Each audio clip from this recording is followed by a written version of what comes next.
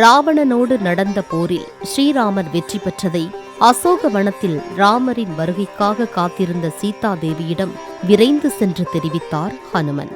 இந்த செய்தியால் மனமகிழ்ச்சி அடைந்த சீதா தேவி ஆஞ்சநேயருக்கு ஏதாவது பரிசு தர விரும்பினாள். உடனடியாக தனக்கு அருகில் படர்ந்து சென்ற வெற்றிலை கொடியை எடுத்து மாலையாக்கி ஹனுமனின் கழுத்தில் அணிவித்தாள் சீதா தேவி. மகாலட்சுமியின் அம்சமான சீதா தேவியின் கைகளால் அணிவிக்கப்பட்ட மாலையால் மனம் மகிழ்ந்தார் ஹனுமன். இதன் காரணமாகவே வெற்றிலை மாலை சாற்றும் வழக்கம் வந்ததாக கூறப்படுகிறது.